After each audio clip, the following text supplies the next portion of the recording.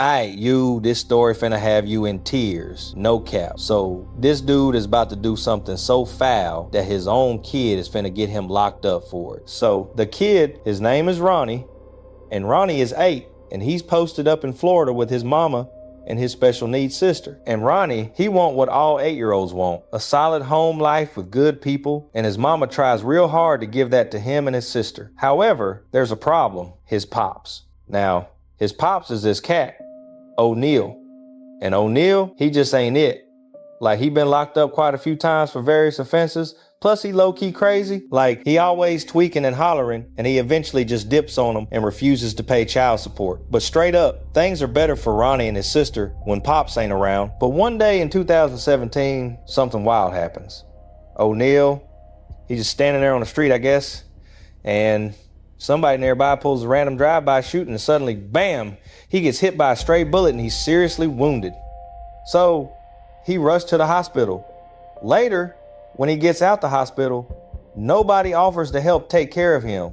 Not his folks, not his new shawty. Literally, nobody wants to help him. I guess because he just such a jerk. So Oneal calls up Ronnie's mama like, please, can you help me out? I ain't got nowhere else to go.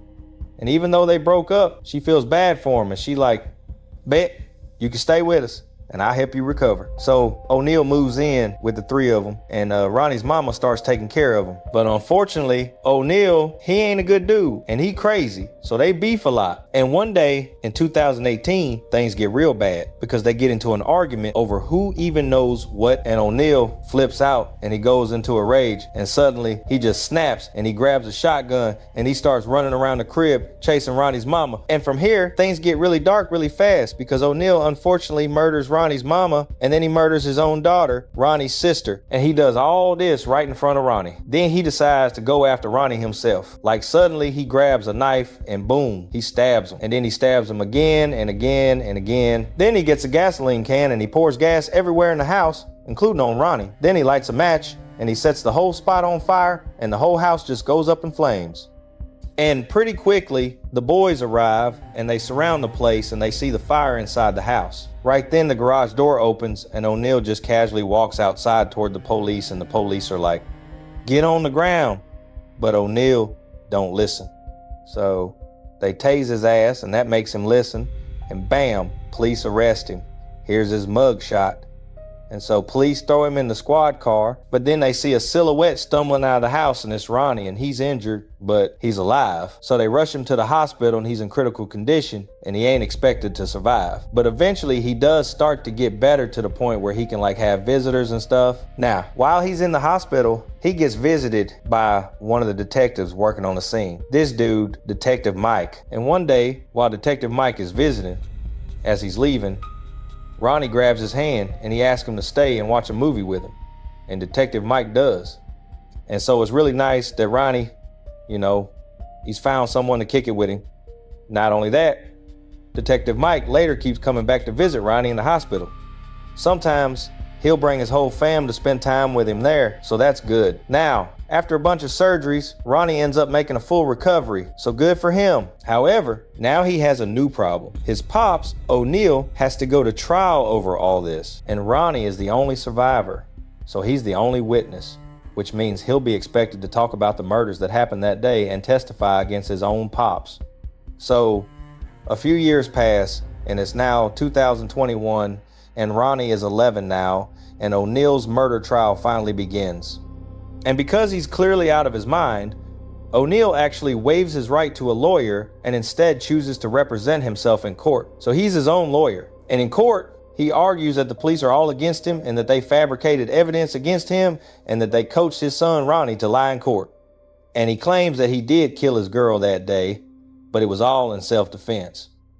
And all this goes about as bad as you would imagine. And I'm standing here competent as can be, representing myself. If you think I'm here to play around with y'all, God damn it, I'm not. All right, Mr. Oneal, please stop using swearing language. It's not appropriate in a closing argument. And so Oneal pleads not guilty and claims self-defense. And he argues that police tampered with evidence. So then poor little Ronnie has to do one of the bravest things I've ever seen a youngin' do. He has to testify against his own pops. And because Oneal's acting as his own attorney, he's the one who gets to cross-examine Ronnie. So he's the one asking him questions. And this is the first time they've spoken since he attacked him. Did I hurt you that night of this incident? Yes. I did. And how did I hurt you? You stabbed me. So Ronnie does the right thing and the scary thing, and he tells the court all about what happened that day. And of course, his testimony is enough to put Oneal in prison for life. I mean, it's double murder, attempted murder, arson, all kinds of stuff. So now that Ronnie has said the words that could get Oneal locked up for life, does Oneal finally take accountability, show remorse, maybe apologize for his crimes? Nah, of course he doesn't. In fact, at the end of the trial, he very directly says that he ain't sorry. I am not sorry for something I didn't do, and I am not sorry for the things I did do. Mr. Oneal, All right. Listen, stop. All right. Listen to me. I'm not. You're not going to raise your voice again. So anyway, ultimately, the jury believes Ronnie, and with the help of his testimony, Oneal gets convicted.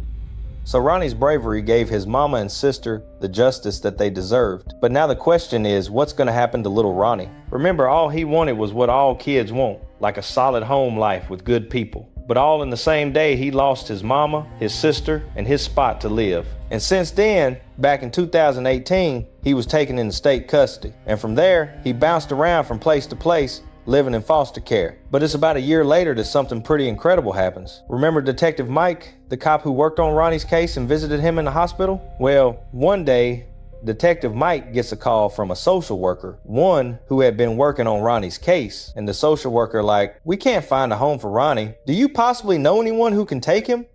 And Detective Mike's like, I do, bring him here, we want to adopt him. And so, Detective Mike officially adopts Ronnie and welcomes him into the fam. And now, Ronnie has a pops and a mama and brothers and sisters. And here's a picture of them. Here's another picture of them at a baseball game. And so, finally, Ronnie gets a home and the stable family life that he has always wanted. I'm not crying, you are. While his pops Oneal gets sentenced to 3 life sentences plus 90 years in prison